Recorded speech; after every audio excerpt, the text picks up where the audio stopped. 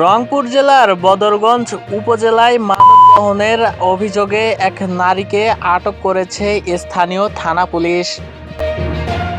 জানা গেছে, বদরগঞ্জ উপজেলার খানপুর বাজার এলাকার বাসিন্দা মোসাম্মদ নাসিমা আক্তার ওরফে সাবিনা নামের এক নারী ঢাকা যাওয়ার উদ্দেশ্যে রওনা দিয়েছিলেন।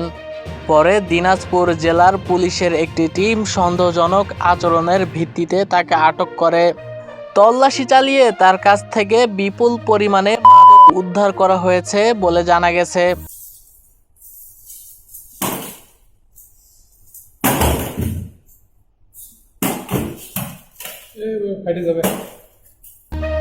সবচেয়ে অবাক করা বিষয় কি অভিনব কৌশল।